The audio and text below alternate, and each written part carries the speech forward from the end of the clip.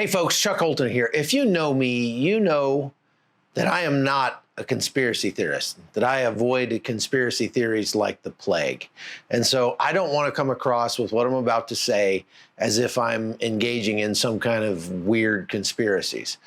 But I do have the privilege of spending a lot of time outside the United States. And because I spend so much time outside the United States, I get a chance to see American culture from the outside in.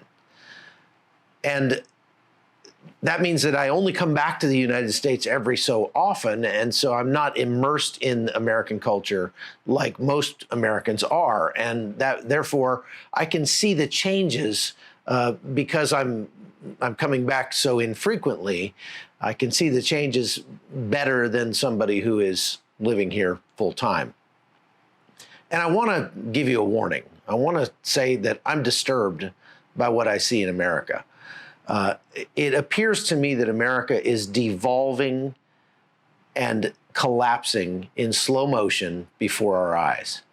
And I just want to go through a few of the things that have just made themselves very apparent to me over the past several weeks since I've been back in the United States. I'm waiting for a new passport, so I had to come back here.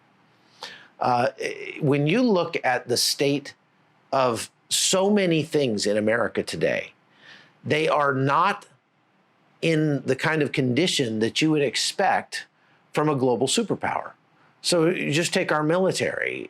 There are ships in our Navy that are just rusting away. That when you see a ship that's got rust streaks all over it, you don't think the most powerful Navy in the world. You think, some third-rate, third-world country. But yet, this is what we're seeing. When you drive by the docks in Norfolk, down where I was yesterday, you see ships with rust streaks down them. And this is very concerning. Instead of training for war, instead of spending our government resources on things that will make our military deadlier and more capable, we're spending $81 million on renaming military bases that nobody could tell you who they're named after anyway, in order to make them supposedly less racist. This is very concerning. You look at the state of our schools, and there's no way that you can say that American schools are at the top of the heap in the world, and they haven't been for a long time. Public schools in America seem to be more concerned with teaching our kids about gender theory and stupid climate change stuff and things like that, rather than training them in the STEM disciplines is in a way that will make them competitive on a global stage. We have, you look at literally millions of people coming across our southern border illegally into the United States. And all of those people are not immediately going to be benefit to the United States. What I mean is they're not immediately going to contribute to the United States financially. As a matter of fact, according to the Federation for American Immigration Reform, every family of migrants that comes across into the United States every year costs American taxpayers about $60,000 in education and health care and welfare benefits and other services. And we are seeing an absolute explosion. I just came from Cartagena. And the numbers of people that are coming through the Darien Gap now are, at one point, years ago when I was covering this, a record year would have been 40,000 people in a year. Now we're seeing more than that in a month. They even had, I hear they had a day last week with 5,000 migrants coming through the Gap in one single day. That's a record beyond all records. That's unbelievable. Because of the lifting of Title 42 on May 11th, they are bunching up at the southern border, getting ready for that. And you're going to be talking about up to 400,000 people in 1 month coming across the U.S. southern border. That's 2 entire cities the size of Fayetteville, North Carolina. That's unthinkable. It's unbelievable. There's just literally, it will crush our country. It is a free-for-all at the U.S. southern border. And Alejandro Mayorkas is saying that he's going to fix that problem. And the way he's going to fix that problem is mind-boggling.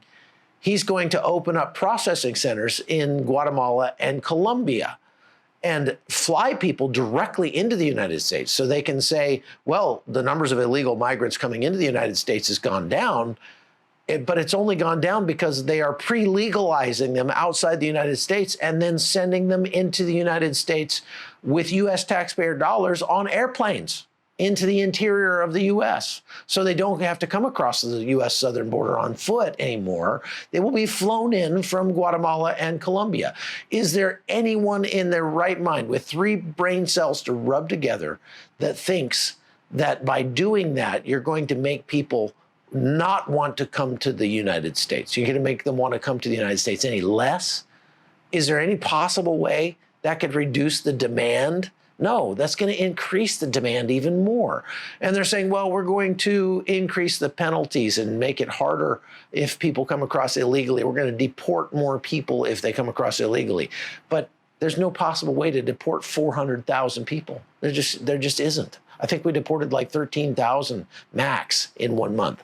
There's just no way. You have 400,000 a month coming across the U.S. southern border, and there's going to be more than that because they're already pre-legalizing them. And they've been doing this for some time with their parole system and the DCP-1 system. But this is insanity, insanity. The other thing that I see in America is the absolute unhealthiness of Americans. Every time I come back to the United States, the first thing that I notice is everybody is so fat. They're just so ridiculously fat. They're just so overweight and just unhealthy. They go around with this just white, papery skin. They look like cadavers. When you spend most of your time outside the United States, it's shocking to come back to the United States and see how unhealthy Americans are. And that's because the American diet is obesogenic. I myself, I get in better shape and healthier when I'm outside the U.S., when I come into the United States. Part of it is because I'm traveling around like a crazy man trying to get everything done. But the bottom line is I get unhealthier. I gain weight in 1 month in the United States. I gain weight. I got to go somewhere else, out of the U.S. just to get back in shape. The culture of America is so dysfunctional and so unhealthy. And that leads to another thing, the crime rate in America. And this is not just, this is not violent crime like, murders and rapes so much, although those are going up. But it's the crimes of anger. It's the road rage. It's the mass shootings. And the majority of mass shootings are not getting covered because they are black people killing other black people. And now this is where I don't want to be seen as a racist because, I've got a son who's mixed race. But the bottom line is that black people are killing each other at a rate that is absolutely astounding. And that bleeds over into the kind of violence that we see in protests that are happening around the country. When a black kid gets shot by a cop, find me a black kid that got shot by a cop that wasn't actually breaking the law at the moment he got shot. That was just doing nothing. If you believe that these black kids are being hunted by cops, then you're part of the problem, because that's not the case. The vast majority of shootings in America are gang-related shootings, and they're black people killing other black people. And police are doing their best to try to make our communities safer. But when somebody runs from the police or when they shoot at the police, you should expect that the police will shoot back. And unfortunately, if that person that's shooting back at the police happens to be a black kid, he's going to get shot. That's the way it goes. And then you have these major protests whenever that happens, where people think that they can go and stand in the middle of the street. This is not a legitimate form of protest. This is more like kidnapping. Because what you're doing is you're kidnapping the whole line of cars that has nothing to do with your cause, that's probably would have been sympathetic to your cause up until the point where you ruined their day by blocking traffic for hours and hours, okay? And so the dysfunction of people thinking that the way that they need to protest is to go burn down their own neighborhood, loot a Target or a CVS, or shut down traffic on a major thoroughfare. These are not legitimate forms of protest. And to think that that is an expression of liberty is absolutely profane. Let me tell you something, folks. I've spent a lot of last year in Ukraine, in the war zone in Ukraine, and I would gladly take my family to live in Kyiv before I would take my family to live in Baltimore or Detroit or Chicago or Los Angeles or San Francisco or Dallas or virtually any major city in the United States. It is safer, objectively safer, even with the threat of falling missiles in Kyiv than it is in any major American city. And I will stand by that with my hand on a Bible. I would rather be in those other cities. I'd rather live in Cartagena, Colombia. I'd rather live in so many, I mean, Kabul is probably safer at this point than Detroit. So that's a scary thing when you start to see how this country is just devolving before our eyes. And, the things that we're fighting about have nothing to do with the survival of our country. They have to do with transgenderism. I mean, what? Now, there's one more thing, and this is where it gets really into the realm, I would say, of possible conspiracy theory. But there's something that's very concerning, and you've probably noticed it too. Does it seem like there are a whole lot of fires and train derailments and things like that happening around this country that are costly? I mean, there was a fire in, I think, Oklahoma or Texas the other week that killed like 118,000 cattle or something like that. It was like some unbelievable amount of cows.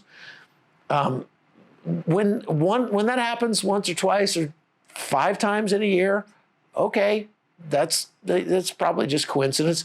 When it's happening every week, 50 times a year, that's really bad. Yesterday, I was driving from Fayetteville, North Carolina to Washington, D.C., and on Interstate 95, one of the most important interstates in America, twice yesterday, there were accidents on the freeway that completely shut down the freeway. It wasn't like there was one lane you could sneak by or anything. Completely shut down the freeway for hours.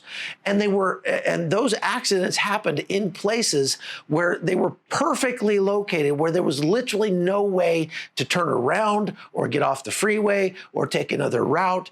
There was, like an 11-mile stretch where there was literally no exits. And it was right at the end of that 11-mile stretch. So there was like 30 miles of traffic backed up. It was unbelievable. And that's happening like on a regular basis. If you Google it, if you start to look online, things like that are happening a lot around the United States. What is going on in the US? Very concerning. So I don't really have answers to that. One of the things that I'm here in Washington, D.C. to do is to talk to some of our congressmen about what they're seeing. They have access to resources we don't. And so I'm going to try to find out and get some answers as to what's going on. But the bottom line is America is a very unhealthy, dangerous place that is literally disintegrating before our eyes, and we better do something about it before it's too late. I'm Chuck Holton. That's not a real exciting podcast, but I just wanted to share my thoughts with you. Thanks for listening.